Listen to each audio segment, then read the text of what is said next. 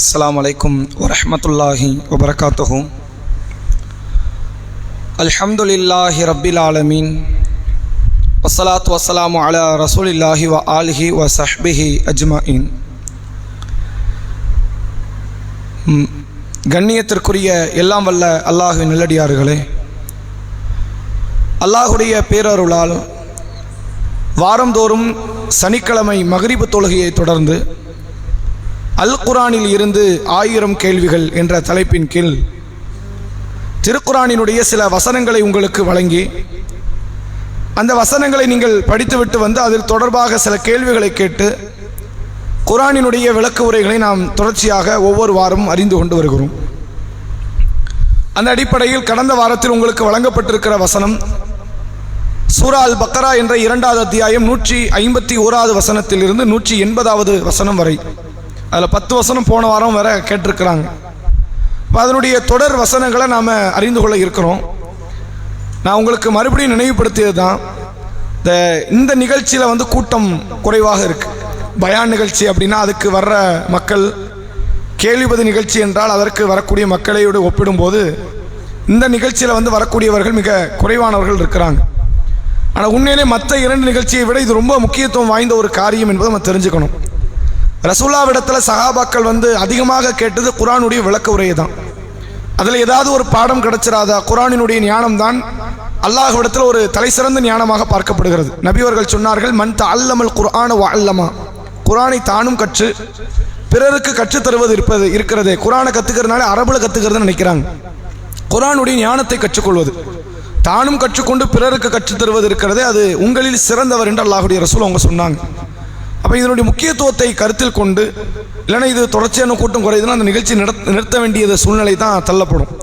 அதை கருத்தில் கொண்டு மற்ற ஏனைய சகோதரர்கள், மற்ற சகோதரர்களுக்கு அழைப்பு கொடுங்க. சகோதரிகள் மற்ற உங்களுடைய தோழியர்கள் சகோதரிகளுக்கு அழைப்பு கொடுத்து இந்த நிகழ்ச்சிக்கு நீங்கள் திரளாக மக்களை அழைத்து வரும்படி கேட்டுக்கொள்கிறோம்.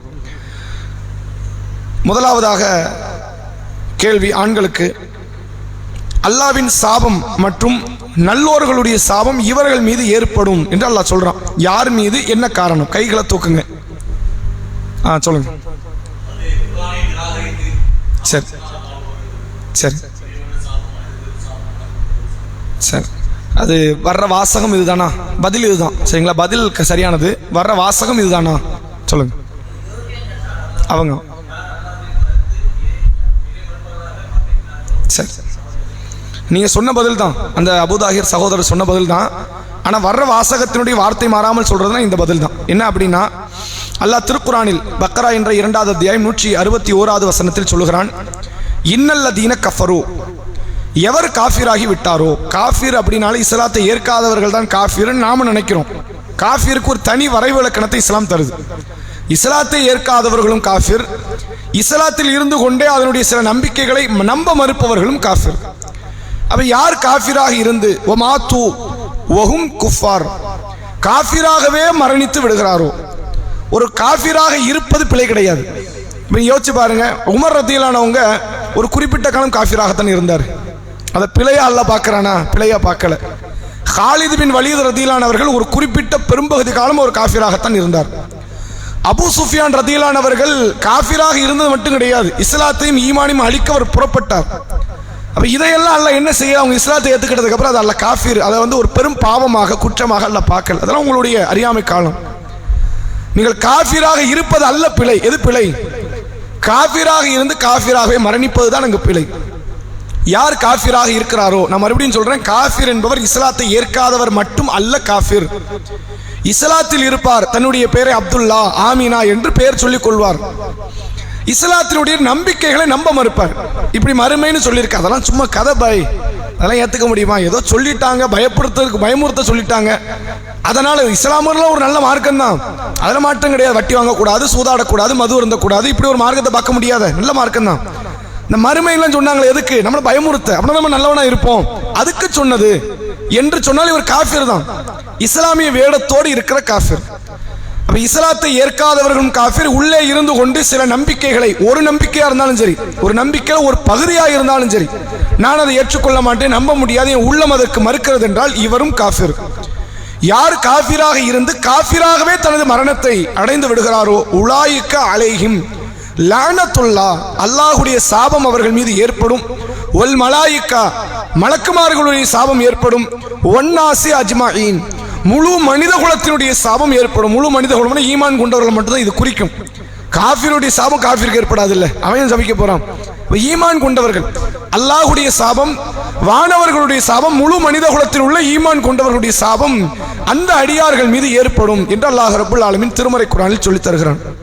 அப்போ காஃபிராக வாழவும் கூடாது, காஃபிராக எக்காரணத்தை கொண்டு மரணித்து விடக்கூடாது. இது இறைவனுடைய நீங்காத ஒரு பெரும் தண்டனையை, ஒரு சாபத்தை பெற்றுத் தருகிறது. அல்லாஹ்வுடைய சாபம் அப்படின்னா என்ன? அல்லாஹ் உட்கார்ந்து சபிப்பானா, நீ நாசமா போ, நீ ஒண்ணும் இல்லாம உருப்படாம போ, அப்படி சபிக்கிறது என்று அர்த்தமா? அல்லாஹ்வுடைய தண்டனை என்று அர்த்தம். நீ யோசிச்சு பாருங்க, நாம சபிப்பது என்பது அல்லாஹ் இடத்துல துவா செய்யற மாதிரி, யா அல்லாஹ் இவனை அழித்து விடு, நாசமாக்கிரு, அது ஒரு பக்கம். அல்லாஹ் சபிக்கிறான்னு அல்லாஹ் இன்னொரு ஆள்கிட்ட கேட்க போறானா? என்ன அர்த்தம்? அல்லாஹ் திருக்குர்ஆனிலே சொல்கிறான், இறைவன் எதையாவது நாடினால் குன் என்று அல்லாஹ் சொல்லுவான், ஆகு என்பான். ஃபயக்கூனு, அது உடனே என்னவாக மாறிவிடும். அவன் என்ன மாதிரி எதிர்பார்த்தானோ அது அப்படியே மாறிடும். அப்ப அல்லாஹ் உனக்கு உங்களுக்கு எதிராக, நமக்கு எதிராக ஒரு சாபத்தை விடுகிறான் என்றால் அல்லாஹ் தண்டிக்கிறான் என்று அர்த்தம். அந்த அடியாரை அல்லாஹ் வேதனைப்படுத்துகிறான், கொடுமைப்படுத்துகிறான். அப்ப மிக மோசமான ஒரு காரியம். இந்த துன்யாவில் வாழ்ந்து வாழுகிற நேரத்தில் ஈமானோடு வாழ்ந்து ஈமானோடு மரணிப்பது என்பது தாலிக ஃபௌசுல் அலீம், அது மகத்தான வெற்றி. ஒருவேளை ஒரு இடத்தில் ஈமான் இல்லை, ஈமான் இல்லாத நேரத்தில் அவர் மரணித்து விடுவாரே, ஆனால் அதுதான் உலாயிக்க ஹுமுல் ஹாசிரூன், அவர்கள் நஷ்டவாடிகள். அந்த பெரும் நஷ்டத்தை, மிகப்பெரிய நமக்கு நாமே ஒரு பாதிப்பை ஏற்படுத்தி கொள்ளக்கூடாது. இஸ்லாத்தை ஏற்றவர்களாக, இஸ்லாத்தில் உள்ள அனைத்து நம்பிக்கைகளும், நமக்கு சில நம்பிக்கை பத்தி தெரியாம கூட போயிடலாம். எப்படி நம்பணும்னு இஸ்லாம் சொல்லுது? அல்லாஹ் சொன்ன அனைத்தையும் நம்பி விட்டேன், இப்படி இருக்கணும். குல்லு மின் இந்தில்லா, எல்லாம் அல்லாஹ்விடத்திலிருந்து வந்தது. இப்போ உதாரணத்துக்கு பாருங்களேன், ஒரு மாற்று மதத்தில் ஒருத்தர் வருவார். இஸ்லாத்தில் சில நம்பிக்கைகள் அவருக்கு சொல்லப்பட்டிருக்கும், சில நம்பிக்கைகளை பற்றி அவர்கிட்ட பேசப்பட்டிருக்காரு. உள்ள உட்காந்து படிச்சா தான் எல்லாம் தெரியும். அல்லாஹ், மறுமையினால், வானவர்கள், இது மட்டும் தெரியும். உள்ள வந்தோடனே ஜின்னு ஒரு படைப்பு இருக்குங்கிறது அவருக்கு தெரியாது. அது நம்பணுமா இல்லையா? ஜின்னை நம்பவில்லை என்றாலும் அவர் நரகவாசி, அவர் ஈமான் இல்லாதவர், அவர் காஃபிர், இஸ்லாம் சொல்லுது. இப்ப அவருக்கு ஜின்னை பத்தி சொல்லப்படலையே, என்ன அர்த்தம்? உள்ள வரும்போது இஸ்லாம் என்னவெல்லாம் சொல்லி இருக்குதோ, குல்லு மின் இந்தில்லா, எல்லாவற்றையும் நான் நம்புகிறேன், எல்லாமே அல்லாஹ் கிட்ட இருந்தா வந்தது. இந்த நம்பிக்கையோடு ஒருவர் வாழ்ந்து அவர் மரணிப்பாரே, ஆனால் அவர் மட்டும்தான் ஈமான் கொண்டவராக பார்க்கிறது. இதுல உள்ளதெல்லாம் சில லாஜிக் ரீதியா ஈமான்ல உட்கார்ந்து நோண்டக்கூடாது. ஈமான் என்ன பண்ணக்கூடாது? உங்க சுய புத்தியை, நம்முடைய தர்க்க வாதத்தை ஈமானுக்குள்ள கொண்டு வரக்கூடாது. அல்லாஹ் ஒன்றை சொன்னான் என்றால் நம் மனம் ஏற்றுக்கொள்ளவில்லை என்றாலும் அதை நம்பி ஆக வேண்டும். அப்படி நம்பக்கூடியவர்கள் முஸ்லிம்கள், நம்ப மறுப்பவர்கள் காஃபிர்கள். அதே நிலையில் மரணித்து விட்டால் அவர்கள் அல்லாஹுடைய பெரும் சாபத்திற்குரியவர்களாக மாறிவிடுவார்கள் என்பதை இந்த வசனம் நமக்கு சொல்லித் தருகிறது. பெண்களுக்கான அடுத்த கேள்வி, ஈமான் கொண்டோர் யாரை அதிகம் நேசிப்பார்கள்? ஈமான் கொண்டவர்கள் யாரை அதிகம் நேசிப்பார்கள்?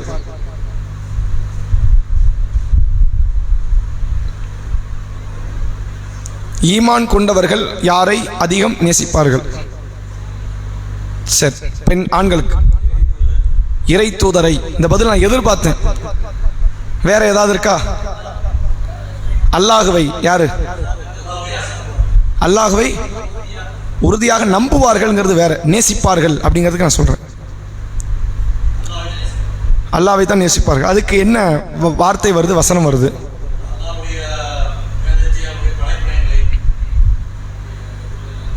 படைப்புகளும் அல்லாவும் சம்பந்தம் இல்லை. இல்லை, அல்லாவை நேசிப்பார்கள் எங்க இருக்கு? இப்போ இறை தூதர்னு சகோதரர் சொன்னார், அது உண்மையில் அப்படி ஒரு ஹதீஸ் இருக்கு. ரசூலா என்ன சொன்னாங்க? உங்கள் பெற்ற தாய் தந்தையை விட, நீங்கள் பெற்றெடுத்த பிள்ளையை விட, உலக மக்களை விட என்னை நீங்கள் நேசத்திற்குரியவராக ஆக்காத வரை நீங்கள் ஈமான் கொண்டவர் இல்லை. அவங்க சொன்னதுக்கு ஒரு ஆதாரம் இருக்கு, ஆனா அது பதில் இல்லை. இப்போ நம்ம கேட்டதுக்கான பதில் இது கிடையாது. அல்லாஹ்வுடைய ரசூல் என்று சொன்னது பதில் இல்லை. வேற ஒரு நிமிஷம். சரி, ஈமான் கொண்டவர்கள் அதிகமாக நேசிப்பார்கள். இப்படி நீங்க வசனம் இந்த 30 படிச்சீங்களா? இருக்குதா? சரி, அந்த பதில் தான் நம்ம எதிர்பார்த்தோம். திருமறை குர்ஆனில் அல்லாஹ் ரப்புல் ஆலமீன் சில குஃபார்களை பற்றி பேசுகிறான். அந்த குஃபார்களுடைய பண்பு எப்படி இருந்துச்சுன்னா, சகோதரர் சொன்ன பதில் நம்ம தப்புன்னு சொல்லலை, அது ஹதீஸ்ல வருது. ரசூலுல்லாவே ஒருவர் அளவு கடந்து நேசிப்பார், எல்லாரையும் விட மேலாக நேசிப்பார் அப்படிங்கிறது ஹதீஸ்ல இருக்கு. ரசூலுல்லாவுக்கும் மேல ஒரு நேசம்னா அது யார் மேல தான்? அது அல்லாஹ் மேல. முதலில் அல்லாஹ் தான். ஏன்னா படைச்சவன் உணவளிச்சவன் அவனை விட நமக்கு ஒண்ணு கிடையாது. அந்த நபியை கொடுத்தவன் யாரு தான்? நபிங்கிறது ஒரு கிஃப்ட் தானங்க. அல்லாஹ் என்ன சொல்றான்? ஒமா அர்சல்னாக்க இல்லா ரஹ்மத்தல் லில் ஆலமீன். நபியே உங்களை அகிலத்தாருக்கு நாம் அருளாக வழங்கி இருக்கிறோம். ரசூலுல்லாஹ் ஒரு கிஃப்ட், நமக்கு கிடைச்ச ஒரு பெரிய பொக்கிஷம். பொக்கிஷத்தை கொடுத்தவன் யாரு? அல்லாஹ். அப்ப முதல் நேசம் அல்லாஹ்வின் மீது, அதற்கப்புறம் தான் அவன் கொடுத்த பொருள் மீது, அவன் கொடுத்த கிஃப்ட் மேல, அதுக்கப்புறம் தாய் தந்தை மனைவி பிள்ளைங்க நம்ம மேலபடி எல்லாரும் மேல உள்ள நேசங்கள் இருக்கிறது. நீங்காத இடம் பிடித்த நேசம்னா யார் மேலதான்? படைத்தவன் மீது கொண்ட நேசம். திருக்குரானில் பக்ரா என்ற 2வது அத்தியாயம் 185 165 வசனத்தில் அல்லாஹ் சொல்கிறான், ஓ மினன் நாஸ் மை யத்தகிது மின் தூனில்லாஹி அந்தாதன். சில மக்கள் இருக்கிறார்கள், அவர்கள் அல்லாஹ்வை விட்டு வேறு வேறு இணை தெய்வங்களை, இணை கடவுள்களை அவர்கள் வணங்கி கொண்டிருக்கிறார்கள். வணங்குறது மட்டும் இங்க பிரச்சனை இல்லைங்கிறான். வணங்குறதே ஒரு பெரிய பிரச்சனை. இப்ப பிரச்சனை அது மட்டும் கிடையாது, வேற ஒரு பிரச்சனை இருக்கு. யுஹிப்பூனஹும் கஹுப்பில்லாஹ். அல்லாஹ்வை எப்படி நேசிப்பாங்களோ அப்படி அந்த இணை தெய்வத்தை அவர்கள் நேசிக்கிறார்கள். அல்லாஹ் மேல ஒரு அளவு கடந்த பாசம் இருக்கும்ல. இப்ராஹிம் நபிக்கு அல்லாஹ் மேல ஒரு வெறி, ஒரு பாசம். அந்த பாசத்துக்கு நிகரே சொல்ல முடியாது. அல்லாஹ் சொன்ன எதையும் கொடுப்பாங்க. பிள்ளை வேணுமா, மனைவி வேணுமா, இல்ல நான் வேணுமா, நான் என்னனாலும் செய்வேன். அந்த நேசம், அப்படி ஒரு நேசத்தை அல்லாஹ்வை அவர்கள் நேசிப்பதை போன்று யாரை நேசித்தார்கள்? இணை தெய்வத்தை நேசித்தார்கள். இன்னைக்கு நீங்க சமுதாயத்தை பார்க்கலாம், அல்லாஹ்வை பற்றிய ஒரு வார்த்தை வருது அப்படின்னா அதை விமர்சனம் பண்ண மாட்டாங்க. மொஹிதீன் அப்துல் காதர் ஜெயிலானின்னு சண்டை வரும். மொஹிதீன் அப்துல் காதர் ஜெயிலானி என்ன வரும்? சண்டை வரும். ஒருத்தர் ஒரு பேர் போற போக்கில் ஒருத்தர் பேசிட்டார், அப்படி வச்சுக்கோங்களேன், அல்லாஹ்வுக்கு புள்ள இருக்குன்னு பேசிட்டாருங்க. இது மோசமான வார்த்தை. அந்த வார்த்தை இருக்குது, அல்லாஹ்வுக்கு பிள்ளை இருக்குங்கிறது அல்லாஹ் திருக்குறான்ல சொல்றான். அவன் சொன்ன வார்த்தைக்கு வானம்லாம் இடியுதுங்கிறான். அவ்வளவு கடுமையான கோபம் எனக்கு பிள்ளை இருக்குன்னு அவன் சொல்லிட்டான் அப்படிங்கிறான். இப்படி ஒரு வார்த்தையை ஒரு ஆலிம் பேசியிருந்தா கூட இந்த சமுதாயத்தில் சண்டை வராது. எதுக்கு சண்டை வரும்? முஹிதீன் அப்துல் காதர் ஜெயிலானி சாதாரண அடியார், நல்லடியார், அவர் ஒரு அடிமை, அவர் ஒரு மார்க்கறிஞர், அவ்வளவுதான், அவருக்கு ஆற்றலாம் கிடையாது, அவரை நீங்க இப்படி நம்ப கூடாதுன்ட்டு பிரளயமே வெடிக்கும். ஊருக்குள்ள பெரிய பெரிய சண்டை நடக்கும். எப்படி நீ அப்படி சொல்லலாம்? முஹிதீன் அப்துல் காதர் ஜெயிலானி சாதாரண ஆளா? நாகூர் ஆண்டவர் சாதாரண ஆளா? அஜ்மீர் ஆண்டவர் சாதாரண ஆளா? ரசூலுல்லாஹ் சொன்னாலும் கோவணும். யாரு சொன்னா? ரசூலுல்லாஹ்க்கு மறைவான ஞானம் கிடையாது. ரசூலுல்லாஹ்க்கு நாளைக்கு இல்ல அடுத்த நொடி என்ன நடக்கணும் கூட நபிக்கு தெரியாது. அல்லாஹ் எதை அறிவித்து கொடுத்தானோ நபி எது நடக்கும் அப்படின்னு அல்லாஹ் சொன்னா தெரியும். அது நமக்கு தானே தெரியும். ஃபிரௌனுக்கு நரகம்னு தெரியுமா இல்லையா? நம்ம என்ன போய் பார்த்தோமா? ஃபிரௌனையும் பார்க்கல, நரகத்தையும் பார்க்கல. ஆனா ஃபிரௌன் நரகம் தெரியும். எப்படி? அல்லாஹ் சொல்லி இருக்கிறான்ல திருக்குறான்ல. அப்படி நபி அவர் அல்லாஹ் யாருக்கு எதை அறிவித்து கொடுத்தானோ அது மட்டும் தான் ஞானமே தவிர நபி அவர்களுக்கு அதை கடந்த ஞானம் கிடையாது. அதை தாண்டி என்ன கிடையாது? ஞானம் எதுவுமே கிடையாது. இப்படி நம்ம சொன்னோம், நீங்க அங்க பெரிய பிரச்சனை வெடிக்கும். நபிக்கு மறைவான ஞானம் இல்லைங்கிறாங்களே அப்படிமா. என்ன காரணம்? அல்லாஹ்வை பற்றி ஒருவர் தவறாக ஒரு வார்த்தையை பேசினா கூட கண்டிக்காத இந்த சமூகம் நபியை பற்றியோ ஏனைய மகான்களை பற்றியோ பேசினா கண்டிக்கிறாங்கன்னு என்ன அர்த்தம்? அல்லாஹ் அவங்கள பத்தி அங்க திருக்குறான்ல பேசுறோம். ஓ மினன் நாஸி மை யத்தகிது மின் தூனில்லாஹி அந்தாதன். அல்லாஹ் விட்டு அவர்கள் வேறு சில இணை தெய்வங்களை, கடவுள்களை வணங்குகிறார்கள். யுஹிப்பூனஹும் கஹுப்பில்லாஹ். அல்லாஹ்வை நேசிப்பதை போன்று அவர்கள் நேசிக்கிறார்கள். அந்த இணை தெய்வத்தை எப்படி நேசிக்கிறாங்க? அல்லாஹ் நேசிக்கிற மாதிரி அப்படின்னு சொல்லிட்டு அல்லாஹ் சொல்றான். அது மட்டும் இல்ல, வல்லதீன ஆமனு அஷத்து ஹுப்பன் லில்லாஹ். உண்மையில் ஈமான் கொண்டவர்கள் நேசம் எப்படி இருக்கும் தெரியுமா? ரப்ப பத்தி ஒரு தரைக்குறைவான வார்த்தை வந்துடக்கூடாது. அதான் அவன் அதுல தான் கடுமையா இருக்கும். வேற எதுவுமே அவனை அவனுடைய ரோஷத்தை சுரண்டி பார்க்காது, ரோஷத்தை சீண்டி பார்க்காது. அல்லாஹ்வை பற்றிய ஒரு வார்த்தை தவறா வருதுன்னா அவன் சும்மா அவன் உட்கார மாட்டான். அவன் அல்லாஹ்வை அவ்வளவு அளவு கடந்த முறையில் அவன் நேசிப்பான். ஒவ்வொரு வார்த்தையும் ரப்ப பத்தி பேசும்போது பார்த்து பேசுவான், கவனிச்சு பேசுவான். எந்த அளவுக்கு கவனிப்பு தெரியுமா? நம்ம நினைக்கிற ரப்புனா ரப்ப திட்டுறதுன்னு நினைக்கிறோம். திட்டுறது மட்டும் கிடையாது. அல்லாஹ் ரப்புல் ஆலமீனுடைய அதிகாரத்திற்கு எதிராக பேசுறது கூட ரப்ப திட்டுறதுக்கு சமம். இதுல ஈமான் கொண்டவன் ரொம்ப ஜாக்கிரதையா இருப்பான். ரசூலுல்லாஹ்வுடைய காலத்தானது ஒரு சம்பவம். உஸ்மான் பின் மதூன் ரதியல்லாஹு அவர்கள் மௌத்தாயிட்டாங்க. ஒரு சஹாபி, ஒரு நல்ல தலை சிறந்த ஒரு தியாகத்தை செய்த, அர்ப்பணிப்பு குணம் உள்ள, வழிபாடு உள்ள, ஒரு நல்லொழுக்கம் உள்ள ஒரு சஹாபி மௌத்தாயிட்டார். அந்த சஹாபியினுடைய ஜனாசா அடக்கம் செய்த பிறகு உம்மு ஆயிலா என்ற ஒரு நபித்தோழியர், இந்த நபித்தோழியர் அந்த சஹாபியை அரவணைச்சாங்க, பார்த்துக்கிட்டாங்க. இவங்க கணவன் மனைவி கிடையாது. நான் உம்மு ஆயிலா அன்சாரி தோழியர். உஸ்மான் பின் மதூன் முஹாஜிர். ரசூலுல்லாஹ் முஹாஜிர்களுக்கு அன்சாரிகளுக்கு ஒரு நட்புறவு ஏற்படுத்தினாங்க. அவங்களுக்கு வீடு வாசல் கிடையாது, சாப்பாடு கிடையாது, நீங்க தாமா கொடுக்கணும் அப்படின்னு சிலரை சில நபித்தோழர்கள் தோழியர்கள் வீட்டில் அனுப்புனாங்க. அப்படி இந்த உஸ்மான் பின் மதூன் உம்மு ஆயிலா வீட்டில் தங்குறாங்க. அப்படி தங்கி சில நாட்கள் ஒரு நோய்வாய்ப்பட்டு மௌத்தாயிட்டார். அப்ப மௌத்தானோன்னு ஜனாசாவை பார்த்து அவங்க என்ன சொல்றாங்க அப்படின்னா, உஸ்மானே, அல்லாஹ் உங்களை கண்ணியப்படுத்த வேண்டிய விதத்தில் கண்ணியப்படுத்தி விட்டான். அந்த வார்த்தையில் ஏதாவது குறை இருக்குதா? இவங்க போய் ஃபிரௌனியா பார்த்து சொன்னாங்க, அபூஜஹலை பார்த்து சொன்னாங்களா? கண்ணெதிரில் பார்த்தா ஒரு நல்லடியார், ஒரு சஹாபி. அவர்கிட்ட எந்த ஒரு குஃப்ரு, நிஃபாக்கு, ஒரு நயவஞ்சகத்தனம் எதுவுமே கிடையாது. நல்ல ஒரு நல்லடியார். அவங்களும் என்னன்னு சொன்னாரு? நீங்க தான் அல்லாஹ்னு சொன்னாங்க. அப்படி சொல்லலையே, நீங்க தான் ரசூலுல்லாஹ் அப்படியே சொன்னாங்க. அல்லாஹ் உங்களை கண்ணியப்படுத்த வேண்டிய விதத்தில் கண்ணியப்படுத்த. என்ன அர்த்தம்? அல்லாஹ் உங்களுக்கு சொர்க்கத்தை தந்துட்டான், நரகத்தொட்டு இதுதானங்க அர்த்தம். இது என்ன மோசமான வார்த்தையை நம்ம பார்வையில கிடையாது. ரசூலுல்லாஹ் சொல்றாங்க, அல்லாஹ் அவரை கண்ணியப்படுத்தினான்னு உனக்கு யாருமா சொன்னா? அப்ப அந்த நபி தொடர் பதில் வாதம் பேசுறாங்க. அல்லாஹ்வுடைய துறை இவரை அல்லாஹ் கண்ணியப்படுத்தாவிட்டால் வேற யாரை படுத்துவோம்? நான் பார்த்திருக்கிறேன், கண்ணதில் பார்த்திருக்கிறேன், நல்ல மனிதர். இவரை கண்ணியப்படுத்தாவிட்டால் யாரை கண்ணியப்படுத்துவோம்? ரசூலுல்லாஹ் சொல்றாங்க, என்ன என் நிலைமை என்னன்னு எனக்கு தெரியாது மறுமையில். என் நிலைமை என்னன்னு மறுமையில் எனக்கு தெரியாது. அப்ப யாரையுமே ரப்புக்கு முன்னாடி நீங்க முந்திக்கிட்டு போய் உனக்கு தீர்ப்பு கொடுக்காதீங்க. இவர் நல்லவர், இவர் கெட்டவர், இவர் சொர்க்கவாசி, இவர் நரகவாசி. சொர்க்கம் கிடைக்கணும்னு ஆதரவு வைங்க. அல்லாஹ் இவருக்கு சொர்க்கத்தை கொடுக்கணும், நரகத்தை கொடுத்துருக்கணும். அது மட்டும்தான் நம்ம வேலையை தவிர சொர்க்கவாசி என்று முடிவெடுக்கிறது நம்ம வேலை கிடையாது, நரகவாசி என்று முடிவெடுக்கிறது நம்ம வேலை கிடையாது. இப்போ நம்ம சொல்றோம் ரசூலுல்லாஹ் சொர்க்கவாசிங்கிற, ஏன்? அல்லாஹ் ரசூல் சொன்னதுனால சொன்னோம். அபூபக்கர் ரலியல்லாஹு சொர்க்கவாசின்னு சொல்றோம், ஏன்? ரசூலுல்லாஹ் சொல்லிட்டாங்க சொல்றோம். அல்லாஹ்வும் அல்லாஹ்வுடைய ரசூலும் சொல்லாத ஒரு நபரை சொர்க்கவாசி என்றோ நரகவாசி என்றோ முடிவெடுக்கிற அதிகாரம் என்பது ரப்பை விமர்சனம் செய்வதற்கு சமம். இதை சொன்னோன்னு அந்த நபித்தோழர் என்ன பண்ணாங்க? அன்றைய நாளில் இருந்து இந்நாள் வரை அவங்க இந்த செய்தியை அறிவிக்கிறாங்க. பிற்காலத்தில் யாரை பற்றி நான் முந்திக் கொண்டு நானாக போய் தீர்ப்பு கொடுத்தது கிடையாது, ரப்ப முந்தினது கிடையாது அப்படிங்கிறாங்க. என்ன அர்த்தம்? இது அல்லாஹ்வுக்கு எதிரான வார்த்தைங்கிறது தெரிஞ்ச உடனே தன்னை திருத்திக் கொள்கிறார்கள். இதுதான் ஈமான் கொண்டவருடைய பண்பு. ரப்ப நேசிக்கிறது என்னது? அல்லாஹ்வை திட்டாம இருந்துட்டு அவன் நேசிட்டான்னு அர்த்தமா? அவன் அதிகாரத்தில் தலையிடாமல் இருப்பதுதான் அவனை நேசிப்பது என்று அர்த்தம். அவனுக்கு எதிரான வார்த்தையா? அது நம்ம பேசிடக்கூடாது, ரொம்ப தெளிவா இருக்கணும். இப்போ பார்க்கலாம், இப்ராஹிம் அலைஹிஸ்ஸலாம் அல்லாஹ்வை எவ்வளவு நேசிச்சாங்க. இப்ராஹிம் நபி வாழ்க்கையில ஒரு தப்பு நடக்குது. இப்ராஹிம் நபி ஒரு பெரிய துவா செஞ்சாங்க. திருக்குர்ஆன் பேசுது, ஒய்தா மரில்து ஃபஹுவ யஷ்ஃபின், நான் நோய் உற்றால் எனக்கு நோய் நிவாரணம் வந்தான் தரேன், எனக்கு நேர்வழி தந்தான். அப்படி நிறைய பேசுறாங்க. அப்படி சொல்லிக்கிட்டே வரும்போது ஒரு வார்த்தையை விட்டுறாங்க, ஃபக்ஃபிர்லி அபி, யா அல்லாஹ் எங்க வாப்பாவை நீ மன்னிச்சிரு அப்படின்ட்டாங்க. ஒரு பையன் தான் தந்தைக்காக கேட்கிற சாதாரண ஒரு கோரிக்கையில ஒன்று மன்னிச்சிருங்க. எங்க வாப்பாக்கு தான் நீ சொர்க்கத்தை கொடுக்கணும், எங்க வாப்பா அப்படிலாம் பேசல, வாதம் பண்ணல. எங்க வாப்பா தப்பு தான் பண்ணார், அவர் நல்லவர்னு சொல்லல, தப்பு தான் பண்ணிட்டார், நீ மன்னிச்சிரு, நீ தான் கருணையாளங்க, சரி மன்னிச்சிரு அப்படிங்கிற ரொம்ப அற்பமான ஒரு வார்த்தை. அல்லாஹ் இதை மிக பிரம்மாண்டமான வார்த்தையா பார்க்கறான். நீங்க எப்படி அப்படி கேட்கலாமா? அது நான் நரகம்னு ஒருத்தருக்கு முடிவு பண்ணிட்டேன், நான் முடிவு பண்ணதுக்கு அப்புறம் அவரை மன்னிச்சிருங்க அப்படின்னா என் அதிகாரத்தை நீங்க தலையிட பாக்குறீங்களா? அல்லாஹ் இப்ராஹிம் அலைஹிஸ்ஸலாமை கண்டிக்கிறான். கண்டிச்ச உடனே இப்ராஹிம் அலைஹிஸ்ஸலாம் எப்படி மாறினாங்களாம்? உடனே தன்னை திருத்திக் கொண்டார், சீர்படுத்திக் கொண்டார். இப்ராஹிம் பாவ மன்னிப்பு கேட்கிற அடியாராக இருந்தார் என்று அல்லாஹ் சொல்றான். இதான் நேசம். ரப்புக்கு எதிராக ஒரு சின்ன காரியத்தை பண்ணிட்டோன்னு உடனே சீர்படுத்தி திருந்திக் கொள்கிறார்களே, சுதாரித்துக் கொள்கிறார்களே, அதுதான் அல்லாஹ்வின் மீது கொண்ட நேசம். அந்த நேசத்தோடு செயல்பட வேண்டும் என்பதை அல்லாஹ் திருக்குர்ஆனில் இந்த வசனத்தில் சொல்றான். அதை நல்லா தெரிஞ்சுக்கங்க. இணை வைப்பாளர்கள் இணை தெய்வத்தை நேசிப்பார்கள், அல்லாஹ்வை விட நேசிப்பார்கள். ஈமான் கொண்டவனுக்கு முதல் நேசம்னா ரசூலுல்லாஹ்வுக்கு முன்னாடி அல்லாஹ் தான் முதல், ரசூலுல்லாஹ் ரெண்டாவது.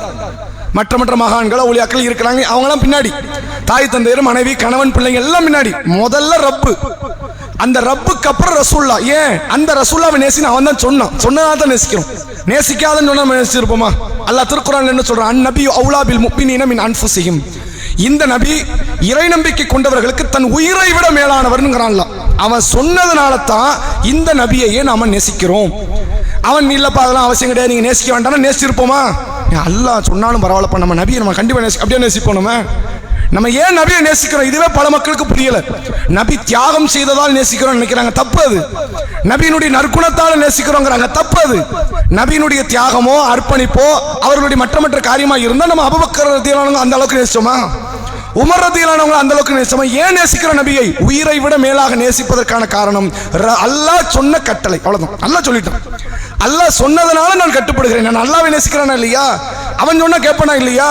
அவன் சொல்கிறான் இந்த நபியை உயிரை விட மேலாக நேசி என்று. அதனால் தான் நம்ம நபியை நேசிக்கிறோமே தவிர அதுக்கு அடுத்து பல காரணம் இருக்கு. ரசூலுல்லாஹ் தியாகம் செய்தார்கள், ரசூலுல்லாஹ் நமக்காக கண்ணீர் வடித்தார்கள், நமக்காக அல்லாஹ் கிட்ட பரிந்து பேசினார், அப்படிலாம் நிறைய இருக்கு. அதெல்லாம் ரெண்டாவது மூன்றாவது காரணம். பிரைமரி ரீசன் என்ன? நபியை ஏன் நேசிக்கிறோம்? அல்லாஹ் சொன்னா நேசிக்கிறோம், அல்லாஹ் நேசிக்காதன்னு சொன்னா நேசிக்க மாட்டோம். இதுதான் இஸ்லாம் சொல்லித்தரக்கூடிய தத்துவம் என்பதை நம்ம இந்த வசனத்தின் வாயிலாக தெரிந்து கொள்ள முடிகிறது. அடுத்த கேள்வி ஆண்களுக்கு, யாருக்கு மத்தியில் உறவுகள் முறிந்து விடும் என்று அல்லாஹ் பேசுகிறான்? யாருக்கு மத்தியில் உறவுகள் முறிந்து விடும்? எப்போ முறிந்து விடும்? புரியல அப்படின்னா அது என்ன? அப்படிதான் வசனம் வருது, அது என்ன கொஞ்சம் டீட்டெயிலாக சொல். சரி, சரி, இவங்க மட்டும்தான் அது குறிக்குமா? ஷிர்க் வைத்தவர்களை மட்டும்தான் குறிக்குமா? வேற யாரையும் குறிக்குமா? பதில் சரி. வேற யாரையும் குறிக்குமா? பெண்கள்ல இருந்து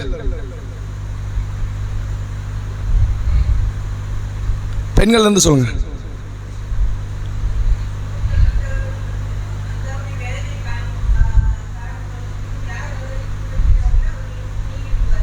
சரி சரி, தொடர்பு முறிஞ்சிரும், உறவு முறிஞ்சிருங்கிறான் அல்லாஹ். சகோதரர் சொன்னாங்க, நீங்களும் அதான் சொல்றீங்க. யாரை பின்பற்றி நடந்தோமோ, இப்போ நாம முன்னோர்களை பின்பற்றி நடந்தா நமக்கும் முன்னோர்களுக்கும் மத்தியில் உள்ள அந்த உறவு முறிஞ்சிருங்கிறோம். அதுல இருந்து நம்ம என்ன புரிந்து கொள்ள முடியுது? அதனுடைய விளக்கம் என்னவாக இருக்கும்? சரி, அப்ப இவங்க உறவு மட்டும் தான் முடியுமா மறுமை நாள்ல? அப்ப யாருடைய உறவு நிற்கும் மறுமை நாள்ல? இவங்க உறவு முறிஞ்சிருந்தா யார் உறவு நிற்கும்? சரி, போதுமான ஒரு பதில் தான்.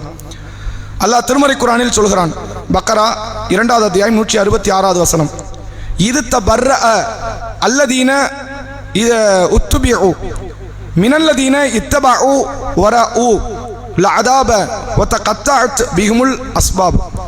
அல்லாஹ் சொல்கிறான், பின்பற்றப்பட்டவர்கள் என்பவர்கள் முன்னோர்கள். அந்த பின்பற்றப்பட்டவர்களும் அவர்களை பின்பற்றி வந்தவர்கள் பின்னோர்கள். நாம முன்னோர்களோட கம்பேர் பண்ணும்போது நமக்கு பின்னாடி வருவாங்கல்ல, அவங்க நம்மளை பின்பற்ற நாம யாரு? பின்பற்றப்பட்டவர்கள். நமக்கு பின்னாடி வரவங்க பின்பற்றியவர்கள். இந்த பின்பற்றப்பட்டவர்கள் இவர்கள் விட்டு விலகிக் கொள்வார்கள். விலகி கொண்டது மட்டுமில்லாமல் அவர்களுக்கு வேதனையை கண்டு அவர்களுடைய உறவுகள் எல்லாம் முறிந்து விடும் என்று அல்லாஹ் சொல்லுகிறான். இது எங்க பத்தி பேசப்படுதுன்னா மறுமை நாளை பற்றி பேசுது, நரகத்தை பத்தி பேசல, மறுமை நாளை பற்றி அல்லாஹ் சொல்றான். ஏன் மறுமை நாளில் இப்படி ஒரு சிந்தனை வருது அப்படின்னா, நரகம் கிடைக்க போதுன்னு உடனே தன்னுடைய பழியை தூக்கி தான் யார் இந்த காரியத்தை செய்ய தூண்டுறாங்களோ அவன் மேல தான் பழியை போடுவோம். அதான இயல்பு. ஏன்னா என்ன மட்டும் குற்றம் முடிக்கிற, எனக்கு சொல்லி கொடுத்தது இவன் தான், இவனை பிடி அப்படின்னு மக்கள் சொல்லுவாங்கல்ல, இயல்பான ஒன்று தானே. அது மாதிரி நாளை மறுமை நாளில் அல்லாஹ் நரகத்தை அளிக்கும் பொழுது சில அடியார்கள் என்ன செய்வாங்கன்னா, அல்லாஹ் என்ன ஏன் குற்றம் முடிக்கிற? என் முன்னோர்கள், என் தாய் தந்தையர்கள், என் ஊர்க்காரர்கள் இவர்களெல்லாம் முன்னாடி உங்க சொல்லி தந்தாங்க, அதைத்தானே நாங்கள் சொல்லிக்கிட்டு இருக்கிறோம் என்று அவர்களுக்கு எதிராகவே இவர்கள் பேசுவார்கள். யாரை மகான்கள் என்றார்களோ, யார்களை முன்னோர்கள் என்றார்களோ, யாரை பெரிய அளவில் மதிக்க வேண்டும் என்றார்களோ அந்த முன்னோர்களை ரப்பிடத்திலே அவர்களுக்கு எதிராக அல்லாஹ்விடத்தில் அவர்கள் கோரிக்கை வைப்பார்கள், அவர்களுக்கு எதிராக பேசுவார்கள் என்று திருக்குர்ஆன் சொல்கிறது. அப்ப இந்த உறவு என்ன ஆயிருமா? முறிஞ்சிருங்க. இந்த உறவு மட்டும்தான் முடியும், வேற எல்லா உறவும் மறுமையினால் நிற்கும். எல்லா உறவும் என்ன அர்த்தம்? நீங்கள் உங்கள் தாயை, தந்தையை, பிள்ளைகளை, மனைவியை, கணவரை நேசித்திருந்தால், அல்லாஹ்வுக்காக வேண்டி நேசித்திருந்தால் அந்த உறவு முடியாது. அந்த உறவு என்ன செய்யாது? முறியாது. திருக்குர்ஆனில் அல்லாஹ் சூரா அபஸ என்ற அத்தியாயத்தில் பேசுகிறான், யௌம யுஃபிர்ருல் மர்உ மின் அஹீஹி வ உம்மிஹி வ அபிஹி வ ஸாஹிபத்திஹி வ பனிஹி லிக்குல்லி இம்ரிஇன் யௌமஇதின் ஷஅனு யுக்னி. மறுமை நாளில் ஒருவன் தன் சகோதரனை விட்டு ஓடுவான், தன் தாயை விட்டு ஓடுவான், தந்தையை விட்டு ஓடுவான், மனைவி விட்டு ஓடுவான், பிள்ளைகளை விட்டு ஓடுவான். ஏன் ஓடுறான்? இவன் நேசித்த நேசம் எல்லாம் வெறும் உலகத்துக்கான நேசம், அதான் ஓடுறான். இவன் மறுமைக்கான ஒரு நேசம் வைத்திருந்தால் ஓடி இருக்க மாட்டான். இதே நிலைமை சஹாபாக்கள் தங்கள் மனைவி விட்டு ஓடுவாங்களா? ஓட மாட்டான். அல்லாஹ்வுடைய ரசூல் தன் மனைவி விட்டு ஓடுவாங்களா? அல்லது அல்லாஹ்வுடைய ரசூலின் மனைவிமார்கள் அல்லாஹ்வுடைய தூதரை விட்டு ஓடுவாங்களா? ஓட மாட்டாங்க. ஏன்? அவங்களுடைய நேசம் எல்லாம் மறுமை சார்ந்த நேசம், உலகம் சார்ந்த நேசம், வழிகேடு சார்ந்த நேசம், அதெல்லாம் உறவு முறிஞ்சிரும். மறுமை சார்ந்த நேசம் என்ன ஆகாது? அங்கே எந்த விதமான உறவை முறிக்க வைக்காது. இதை இந்த வசனத்தின் வாயிலாக தெரிந்து கொள்ளலாம். அல்லாஹ் திருக்குர்ஆனில் பல இடத்துல சொல்றான், நல்லோர்களோடு சேர்த்து அல்லாஹ் ஒரு கூட்டமைப்பை உருவாக்குவான்.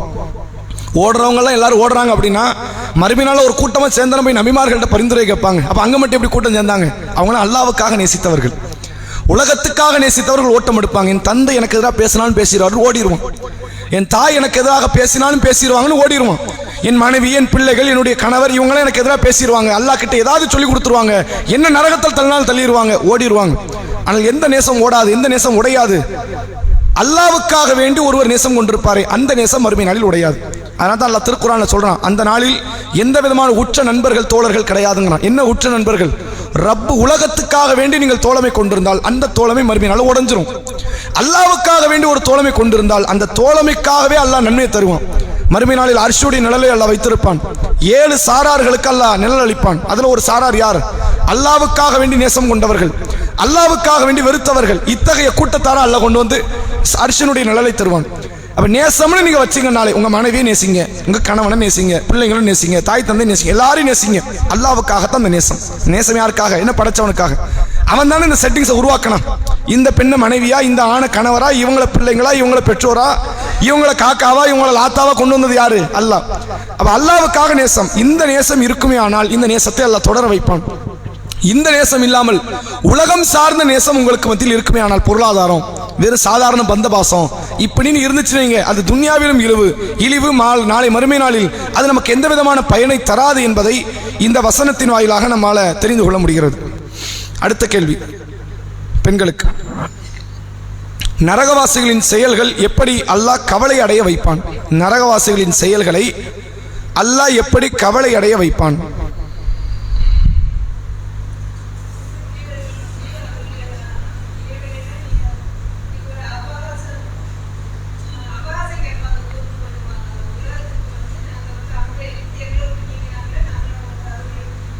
சரி, இப்படி அல்லாஹ் அவர்களை கவலை அடைய வைப்பானா? இதுல இருந்து என்ன கவலை வருது?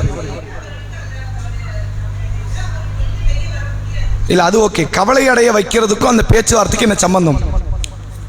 நீ சொன்ன பதில் சரி, அதுக்கான விளக்கத்தை நான் கேட்கிறேன் ஆண்கள்ல இருந்து.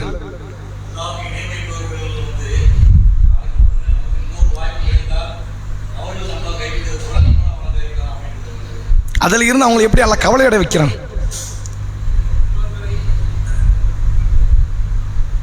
இல்லை, நான் கேட்கறது புரியுதான்னு தெரியல. அதுக்கு அவங்களை கவலையோட வைப்பேங்கிறான்.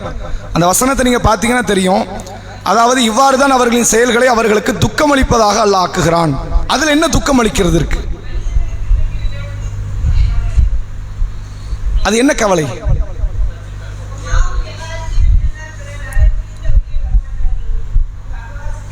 பின்பற்றாத வேறு வேறு பாவத்தை செஞ்சவன் நரகத்தில் போய் அவனும் அந்த தண்டனை அனுப்பிக்கதானே போறான். இவங்களுக்கான தனி கவலைங்கிறான்ல.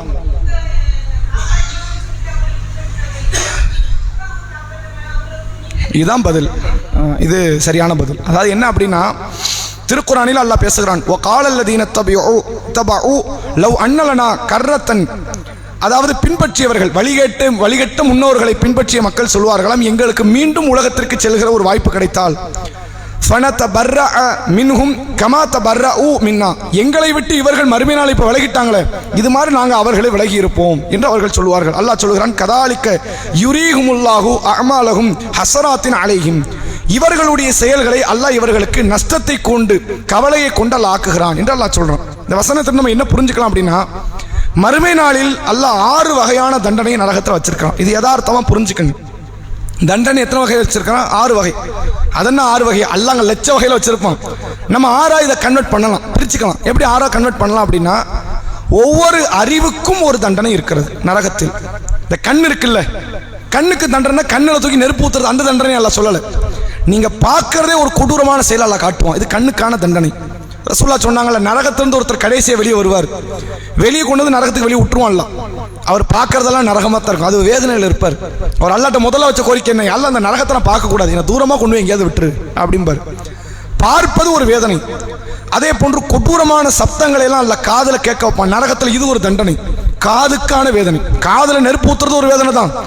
காதுக்கு கொடூரமான சத்தத்தை கேட்க வைக்கிறது. திருக்குரானில் அல்லாஹ் சூரா முல்க் என்ற அத்தியாயத்தில் சொல்றான், கட்டும் இரைச்சலை, கடுமையான சத்தத்தை அந்த நரகத்தில் அவர்கள் செவியேற்பார்கள். காதுக்கு தண்டனை, நாக்குக்கு தண்டனை. 6 அறிவு இருக்குல்ல, கண் ஒரு அறிவு, காது ஒரு அறிவு, மூக்கு ஒரு அறிவு. மூக்குனா நம்மளுடைய அதாவது ஸ்மெல் பார்க்கறது, நல்ல ஸ்மெல் கெட்ட ஸ்மெல்லாம் பார்க்குறோம்ல, அது ஒரு அறிவு.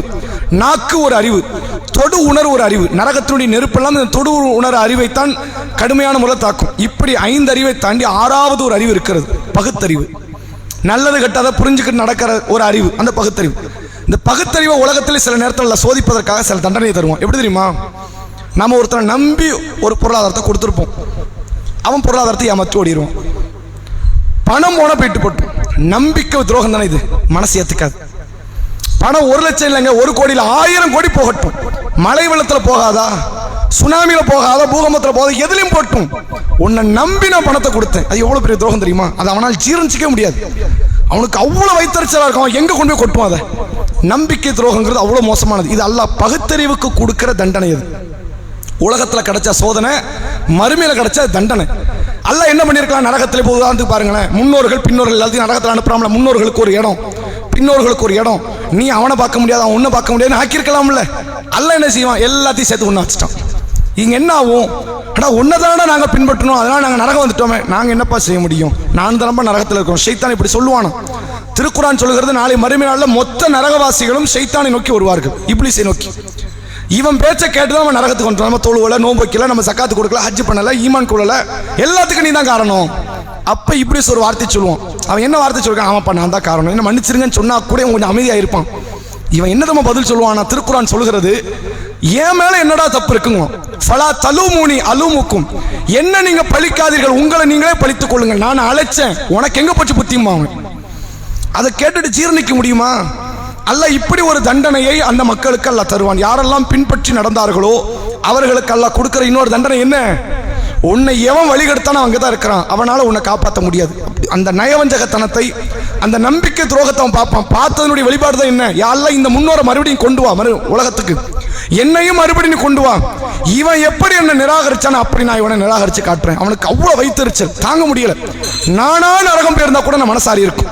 ஃபிரௌன் அவனா தான் நரகம் போனான், அவன் இன்னொருத்தனை இழுத்துட்டு போனான், அவனாவே வரம்பு மீறினா, கொலை செஞ்சான், எல்லா விதமான அட்டுழித்து பண்ணா, அவன் நரகம் போனா அவனுக்கு ஒரு சின்ன ஆத்ம திருப்தியாக இருக்கும். என்ன காரணம்? நான் அவ்வளோ அட்டுழியும் பண்ண, நம்ம நரகம் போறது ஒரு நியாயம் இருக்கு. ஆனா பின்பற்றி நடந்தவங்களுக்கு ஒரு ஆத்ம திருப்தியாக இருக்குமா? ஒண்ணும் கிடையாது. இவன் பேச்சை கேட்டுட்டு அனாமத்தா வந்து நரகத்தை கிடக்கிறோமே, அவனுக்கு அதை என்ன பண்ணன்னு தெரியல. அதனால் அல்லாஹ் சொல்கிறான், இப்படி அவர்களை நாம் கவலை அடைய வைப்போம் என்று அல்லாஹ் ரப்புல் ஆலமீன் திருமறை குர்ஆனில் பேசுகிறான் என்பதை பார்க்க முடியுது. அடுத்த செய்தி ஆண்களுக்கு. ஷைத்தான் எதையெல்லாம் தூண்டுவான்? திருக்குர்ஆன் சொல்கிறது, ஷைத்தான் எதையெல்லாம் தூண்டுவான்?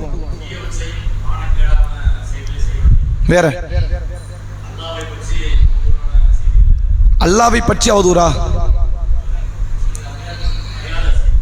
அறியாதவற்றை இட்டு கட்டுவது, அதாவது அவதூறு தான்.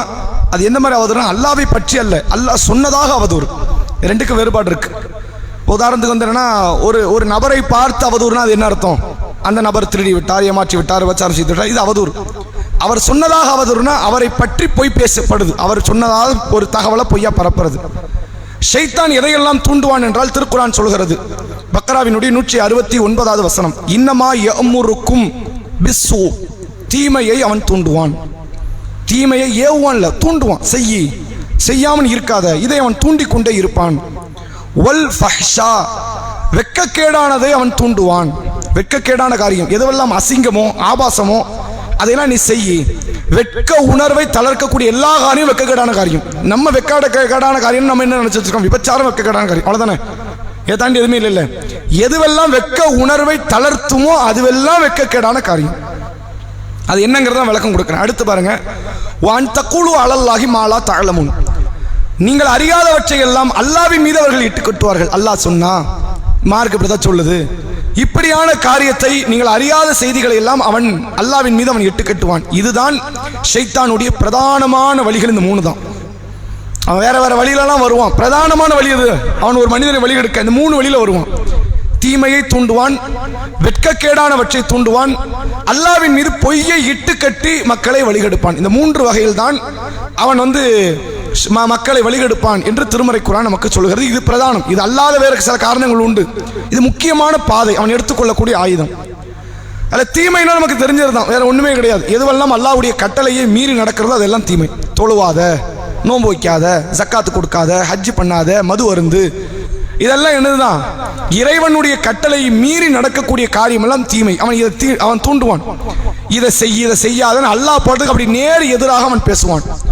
நீங்க கொஞ்சம் யோசிச்சு பாருங்களேன். அல்லாஹ் நம்முடைய நல்லதுக்காக சொல்றான். வேதம் அருளியதும் தூதரை அனுப்பியதும் நல்லது. மது இருக்குல்ல, அது உலகத்தில் உள்ள அத்தனை ஆய்வாளர்களும் விஞ்ஞானிகளும் எல்லாரும் சொன்னது என்னது? மது உடம்புக்கு கெட்டது. அது ஒரு காலத்துல உங்கள் மூளையை மழுங்கடிக்கும், உடலை நாசமாக்கிரும், உங்கள் உடல் உறுப்பையெல்லாம் அழிச்சிரும். மதுவை, சிகரெட்டை எல்லாமே அப்படித்தான். இது அல்லாஹ்வும் தடுத்துட்டான், மார்க்கம் தடுத்திருக்கு. உலகத்தில் உள்ள எல்லாரும் என்ன சொல்றாங்க? இது வேண்டாம், கெட்டதுங்கிறாங்க. ஆனாலும் மனுஷன் நிக்கிறானா? நல்லதை தடுத்து நீங்க போயிருந்தா அது வேற. இப்ப அல்லாஹ் ஒரு பேச்சுக்கு அல்லாஹ் என்ன சொல்றான்னா, ஒரு நல்ல காரியம், ஒரு பால் குடிக்காதங்கிறான். நீங்க ஒரு பேச்சுக்கு, பால் நல்லது தானே இருக்கு, அதுல கால்சியம் தானே இருக்கு, அதுல சத்து பொருள் தானே இருக்கு. அப்படி நீ போயிருந்தா அது வேற ஒரு பார்வை, அதை வேற மாதிரி பார்க்கணும். இஸ்லாம் சொல்லுது மதுவை எல்லாம் தடுத்துக்க, மது நல்லதா கெட்டதா? கெட்டது. அப்ப ஏன் போறேன்? அந்த புத்தியை செயல்பட விடல பாத்தீங்களா, ஷைத்தானுடைய செயல் அது. அந்த புத்தி வேலை செய்யணுமே. மது அல்லாஹ் தடுத்திருக்கிறான், அல்லாஹ் தடுத்ததுங்கிறது ஒரு பக்கம் வைப்போம், இது கெட்டது தானே, அதை ஏன் நம்ம செய்யணும்? நம்ம உடம்புக்கு கெட்டது, நம்மளுடைய ஆயுள் காலத்தை குறைக்கும், நம்ம ஏன் சிகரெட் பிடிக்கணும், நம்ம ஏன் கஞ்சா எடுக்கணும், இது நம்முடைய மூளையை மழுங்கடிக்கும், இது ஏன் இந்த சிந்தனை வரல? ஷைத்தான் தூண்டுவான். உங்களை தீமை என்ற மாதிரியே அவன் பார்க்க விட மாட்டான். அதுக்கு 1008 லாஜிக்கு பேசுவாங்க.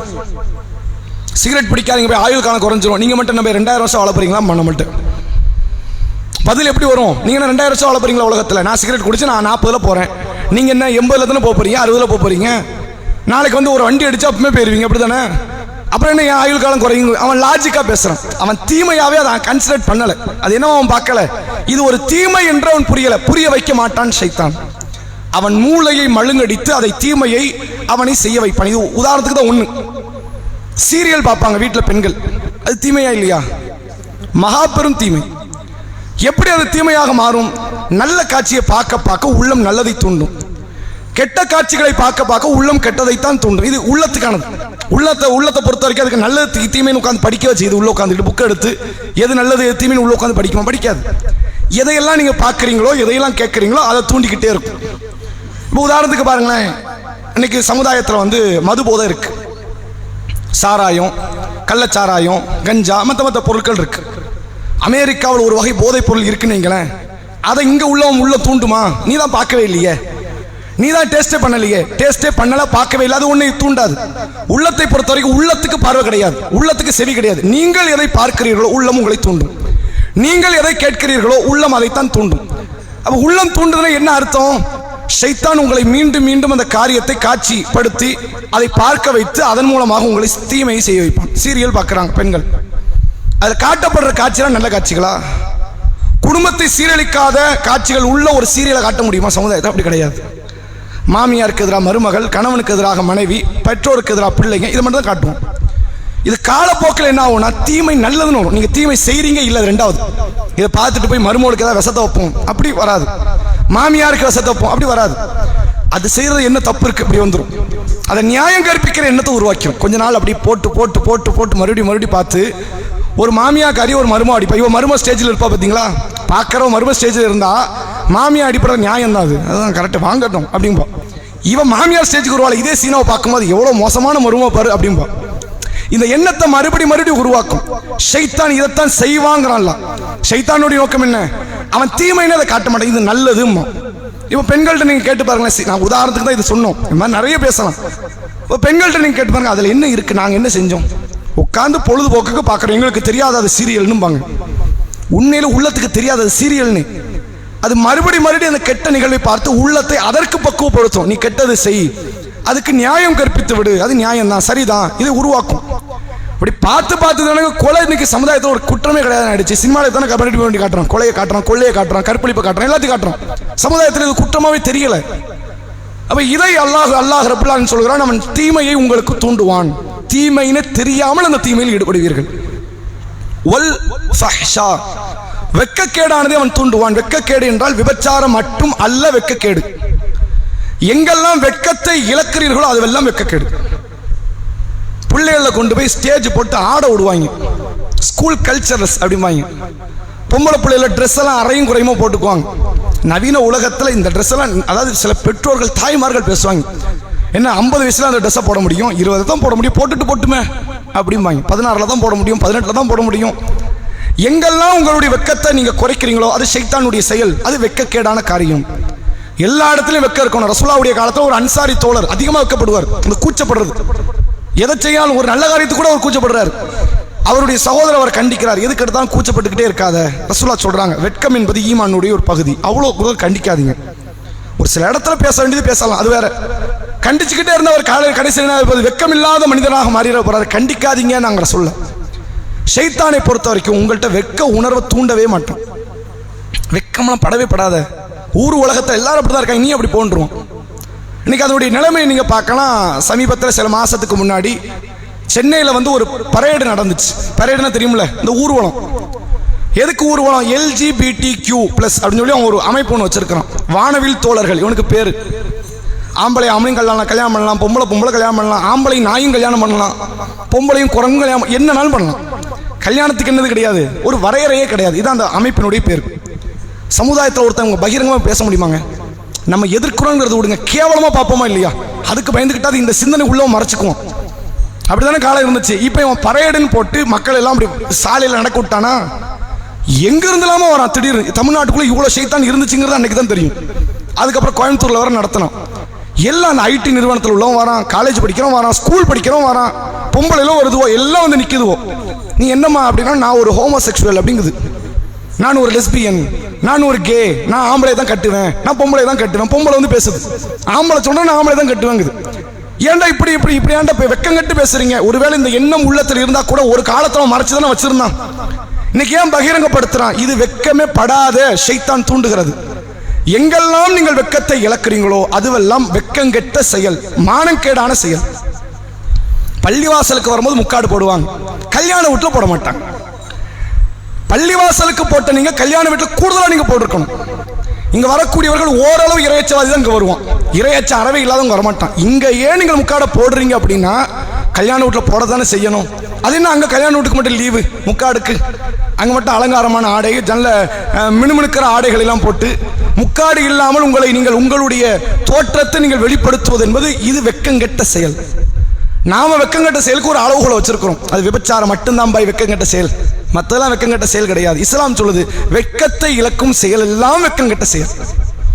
இதை இந்த வசனத்தின் வாயிலாக தெரிந்து கொள்ளலாம். அடுத்து பாருங்க, வான் தக்கூலு அலல்லாஹி மாலா தஅலமூன்.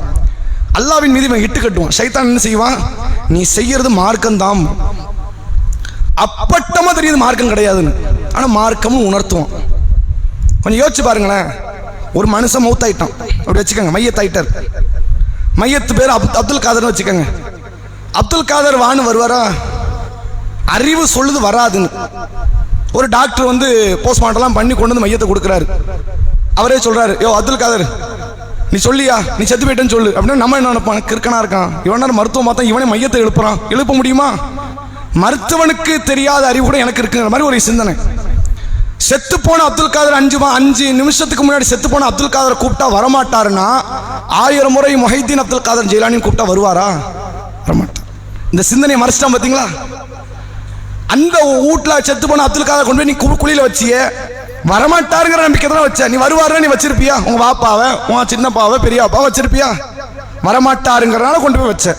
முஹைதீன் அப்துல் காதர் ஜெயிலானி மட்டும் எங்கிருந்து வந்தாரு? இது ஷைத்தான் தூண்டுகிற காரியங்கள். அல்லாஹ் நீங்கள் அறியாதவற்றை எல்லாம் அல்லாஹ்வின் மீது அவன் இட்டு கட்டுவான். அதெல்லாம் கூப்பிடு வருவாரு. ஏன்னா உலக யதார்த்தம் வரமாட்டாரா? இறந்தவர் வரமாட்டார இல்ல. முஹைதீன் அப்துல் காதர் ஜெயிலானிக்கு இது தனி காரியம். அவர் வருவாரு, இறைவன் மீது இட்டு கட்டுவான். நிர்வாணமா நடக்க முடியுமா? சமுதாயத்துல ஒரு சின்ன பிள்ளை, 3 வயசு பிள்ளை நிர்வாணமா, ஒரு பொம்பளை பிள்ளையும் ஆம்பளை பையனும் நிர்வாணமா ஓடி தெரிஞ்சா கூட நமக்கு பார்க்கும்போது அது சரியான செயல் இல்லை. ஒரு சட்டிக்கிட்டே போட்டு அனுப்புங்க, பிள்ளைகள் இப்படி அனுப்பாதீங்க நமக்கு தோணும். அந்த பிள்ளைல ஒரு 5 வயசு வந்துச்சுன்னா அதுக்கு வைக்க குணம் வந்துடும். 5 வயசு பிள்ளைக்கு அறிவு இருக்கா? ஒரு ஞானம் கிடையாது. அதுக்கு தெரியும் இப்போ நம்ம வந்து இப்படி இருக்கக்கூடாது, ஒரு சட்டி போட்டு ஒரு குறைஞ்சபட்சம் ஒரு ஆடையோட தான் போகணும். ஒரு 5 வயசு பொம்பளை பிள்ளைக்கு பையனுக்கு தெரியும் அந்த மானம், வெக்கம். ரசூல்லா காலத்துல மக்கா காஃபிர்கள் நிர்வாணமாக காபத்துல்லா தவாஃப் செஞ்சாங்க. 5 வயசு உள்ள பிள்ளைக்கு வர்ற புத்தி ஏன் அவனுக்கு வரல? அல்லாவின் மீது அவன் இட்டு கட்டினான். இது அல்லாஹ் தான் சொன்னான்னு அவன் நம்பி செஞ்சான். அதனால அவனுடைய அறிவு அங்க செயல்படல. அல்லாஹ் திருக்குரானில சொல்கிறான், சூரா அஹ்ராஃப் என்ற 7வது அத்தியாயம், வல்லதீன இதா ஃபஅலு ஃபாஹிஷத்தன், அவர்கள் ஏதாவது வெட்கக்கேடான காரியத்தை செய்தால், காலு வஜத்னா அலைஹா ஆபானா, எங்கள் முன்னோர்கள் இவ்வாறு சொல்லி நாங்கள் கடைபிடிக்கிறோம், வல்லாஹு அமரனா பிஹா, இதைத்தான் அல்லாஹ்வும் எங்களுக்கு கட்டளையிட்டான்.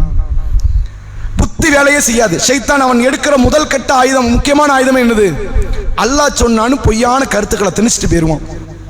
இவன் மார்க்கத்தில் வழி தவறுவான், பல பாவமான காரியத்தை செய்வான். எல்லாம் அல்லாஹ் பேரை சொல்லி செய்வான். அத்தனை யார் பேரை சொல்லி செய்வான்?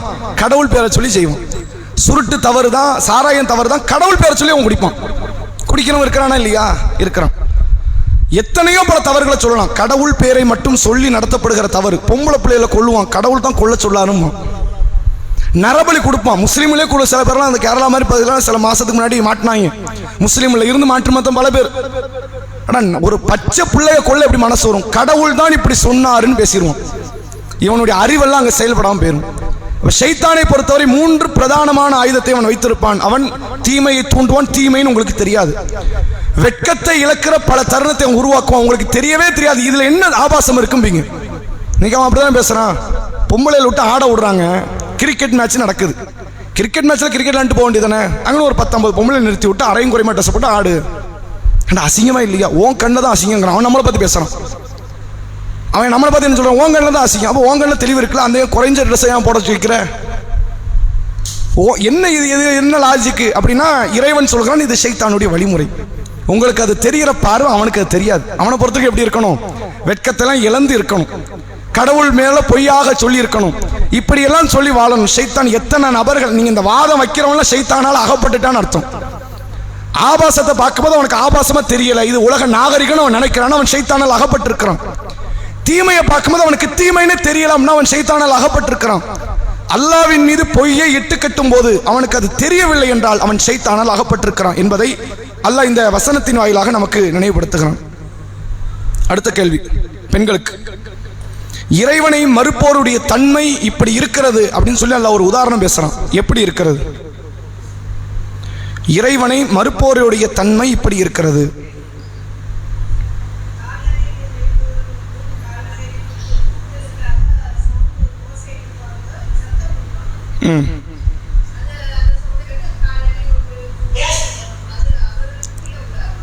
அது அந்த உதாரணத்தை எப்படி மேட்ச் பண்ணணும்?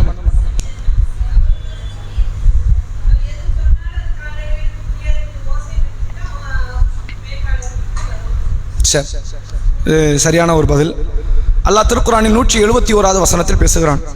ஓ மஸலுல்லதீன கஃபரு, இறை மறுப்பாளர்களுக்கான உதாரணமாகிறது. க மஸலில்லதி யன்இகு பிமா லா யஸ்மஉ இல்லா துஆஅன் வ நிதாஅன்.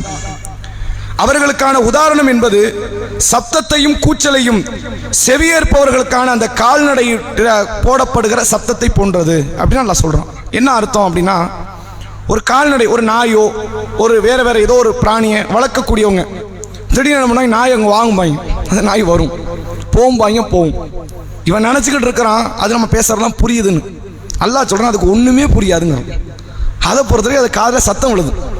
அது வந்து புரிஞ்சு வச்சுக்குது. வா அப்படிங்கிற அந்த அந்த சத்தத்தை மட்டும் வச்சுக்கிட்டு என்ன புரிஞ்சுக்கிட்டுனா, இப்படி ஒரு சத்தம் வந்துச்சுன்னா வரணும்னு அது புரிஞ்சுக்கிது. அதுக்கு என்ன இலக்கணத்தை கிராமரியா சொல்லி கொடுத்தீங்க நீங்க?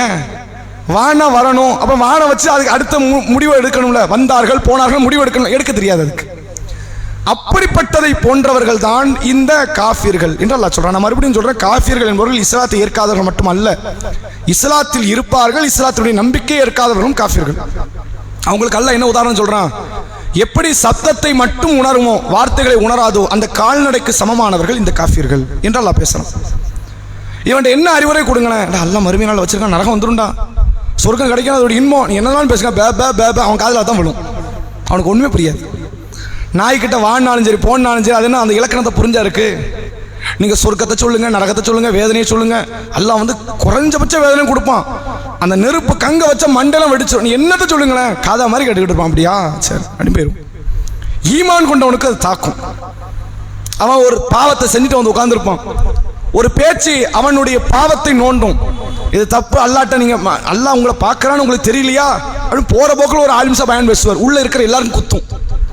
நம்மளை பத்தி தான் அல்லாஹ் இந்த இடத்துல பேச வைக்கிறான் போல அப்படின்னு வந்துடும். நம்மளை பத்தி தான் அல்லாஹ் இந்த வசனத்துல சொல்றான் அப்படின்னு உள்ள தோணும். ஒவ்வொருத்தருக்கும் ஒவ்வொரு பானம் இருந்திருக்கும். ஒருத்தர் மது அருந்திருப்பாரு, ஒருத்தர் வட்டி வாங்கியிருப்பாரு, ஒருத்தர் வேற ஏதோ ஒரு பாவம் பண்ணியிருப்பாரு. பயான்ல ஒருத்தர் வந்து பொதுவாக பேசிட்டு போவார். என்ன பேசுவாரு? அலம் நஜால்லஹு ஐன், அதாவது அல்லாஹ் உங்களை பார்க்கிறான் என்பது உங்களுக்கு தெரியாதா? அல்லாஹ் உங்களை பார்த்து கொண்டு வாங்க முடியும்.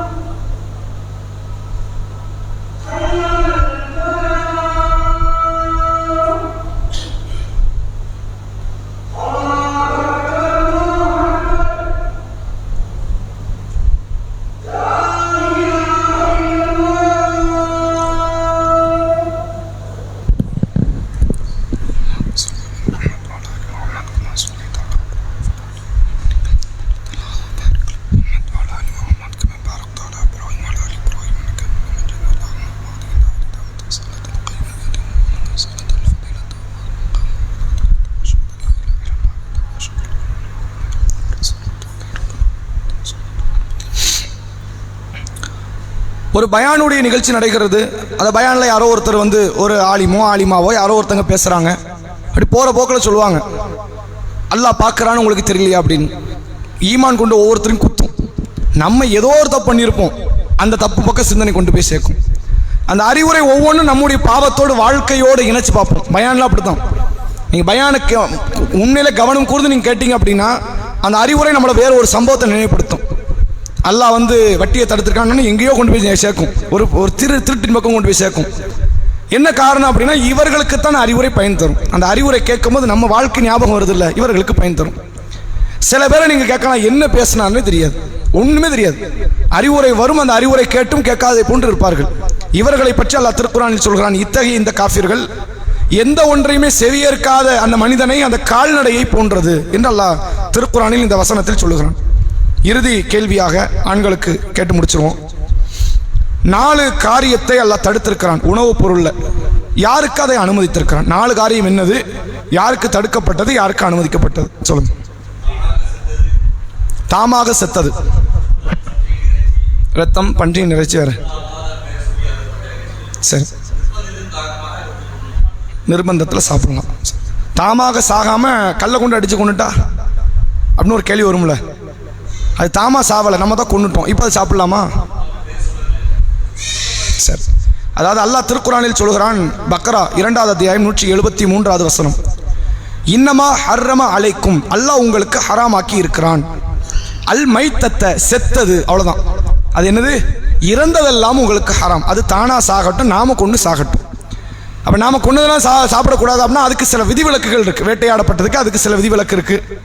அதே போன்று அறுத்து பலியிடுவதற்கென்று சில விதிவிலக்கு இருக்குது. இது இல்லாமல் ஒரு பிராணி செத்து கிடக்கு அப்படின்னா அது தானாக செத்தாலும் சரி, வேறு பிராணியால் கொல்லப்பட்டாலும் சரி, உங்களால் கொல்லப்பட்டாலும் சரி, அதை நீங்கள் சாப்பிடக்கூடாது.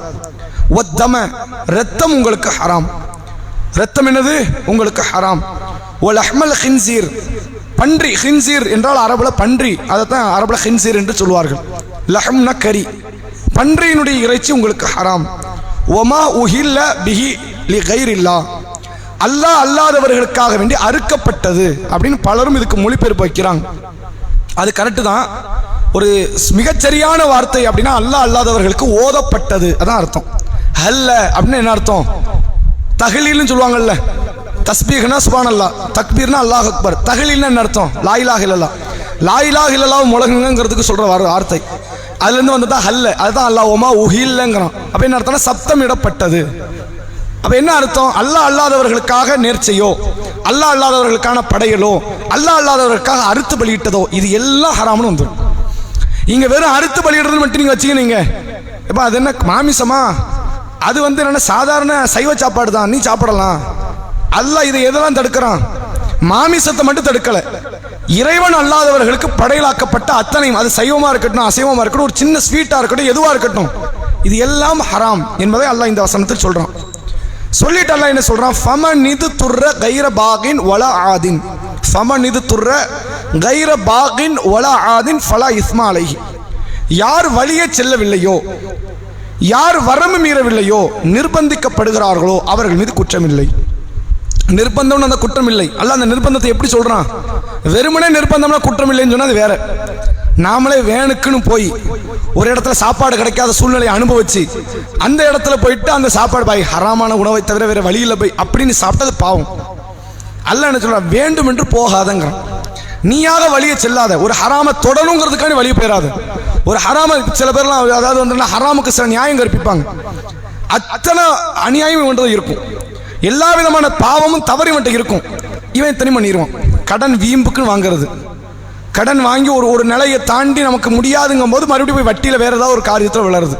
நான் நிர்பந்தத்துக்காக தான் செஞ்சேன், இந்த கடன் யார் வாங்க சொன்னா? ஒரு பாவத்தை நீங்கள் செய்கிறீங்கன்னா அதுக்கு முன்னாடி உள்ள காரியத்தை எல்லாம் சேர்த்து பார்ப்பான். நிர்பந்தம் சும்மா கிடையாது, இப்போ வர்றது அல்ல நிர்பந்தம். இந்த நிர்பந்தமான சூழ்நிலைக்கு நீயா வந்து அல்லாஹ் உன்னை இழுத்து விட்டானா அல்லாஹ் பார்ப்பான்.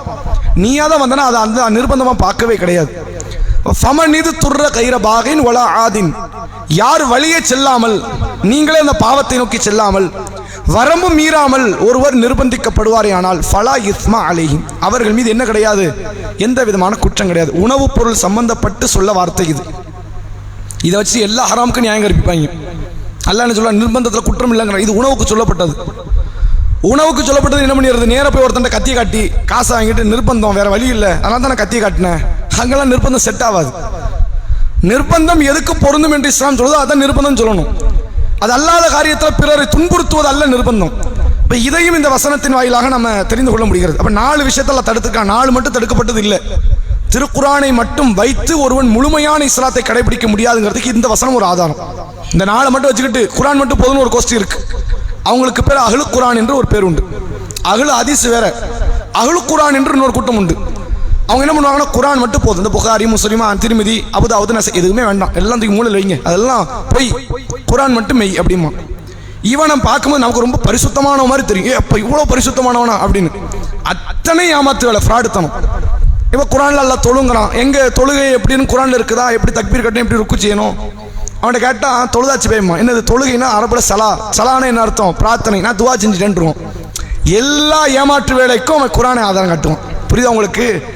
ஹதீஸ் இருந்தால் மட்டும்தான் மார்க்கத்தை முழுமையான கடைபிடிப்பதற்கு வழிவகை செய்யும். அதில் நீங்கள் பாருங்க, அல்ல 4 ஹராமா, இவன் 4 மட்டும் இவனுக்கு ஹராம். நாய்க்கறி இவனுக்கு கூடும், இவனுக்கு என்ன கறி கூடும், நாய்க்கறி கூடுன்றுவான், பூனைக்கறி கூடுன்றுவான். மார்க்கத்தில் அது கூடாது. வேட்டையாடக்கூடிய பிராணிகள் என்னது இஸ்லாத்தில் ஹராம், புலிக்கறி கூடும், சிங்கக்கறி என்ன இங்கே தடுத்துக்கானல்ல, இப்படி அவன் வாதம் பேசுவான். அப்ப ரசூல்லா நமக்கு அது தவிர்த்து வேற சிலதுக்கு சொன்னாங்க. வேட்டை கோரை பற்கள் உள்ள வேட்டையாடக்கூடிய விலங்குகள், கோரை நகங்கள் உள்ள வேட்டையாடக்கூடிய பறவைகள், இது உங்களுக்கு ஹராம்னாங்க. அப்ப கழுகு ஹராம், பிணந்தின்னி கழுகு, பருந்து, இது மாதிரியான பிராணிகள் என்ன ஆயிடுச்சு, ஹராம் என்ற பட்டியலுக்குள்ள வந்துடும். எதுவெல்லாம் வேட்டையாடி கீறி கிழிச்சு சாப்பிட்டு பறவைகள் ஹராம், எதுவெல்லாம் கோரை பற்களை வச்சு வேட்டையாடுதோ அதெல்லாம் என்னது ஹராம். ரசூல்லா சொன்ன வார்த்தையின்படி குரான் மட்டும் போதும் என்பது ஒரு பெரும் வழிகேடு.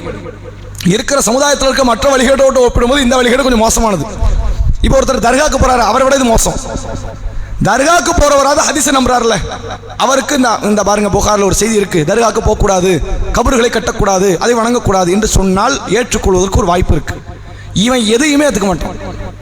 குரான்ல இருக்கா அப்படின்னு கேட்போம். அவ்வளோ பெரிய ஒரு வழிகேடு. அந்த வழிகேட்டுக்கெல்லாம் அல்ல பல வசனத்தில் மரண அடி கொடுக்குறான். அதுல ஒரு அடி என்னது, 4 ஹராம்ங்கிறான். இந்த 4 மட்டும் தான் ஹராமா அப்படின்ட்டு அவன் அப்படிதான் புரிந்து கொள்வான். அந்த ஒரு விளக்கத்தையும் இந்த வசனத்தின் வாயிலாக தெரிந்து கொள்ள முடிகிறது. நிர்பந்தம் என்பதில் இறைவனுடைய அது கருணை அதில் காட்ட முடியுது, பார்க்க முடியுது. நிர்பந்தம் சாவுன்னு அல்ல சொல்லலையே. ஒரு இடத்துக்கு நீங்க போறீங்க, சாப்பாடு கிடைக்கல, இறந்து போன ஒரு பிராணி ஒன்று கிடக்குது, ஏதோ ஒரு பிராணி செத்து போய் கிடக்கு. இஸ்லாத்தில் ஹராம் தான், நான் தான் சாப்பிடக்கூடாதுன்னு கூடாது அப்படி அல்ல பேசல.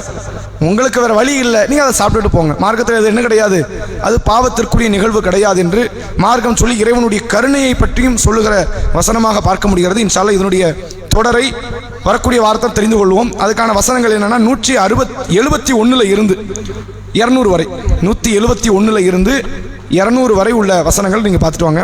சுப்ஹானக்கல்லாஹும்ம பிஹம்திக அஷ்ஹது அல்லா இலாஹ இல்லா அன்த அஸ்தக்ஃபிருக வ அத்தூபு இலைக்.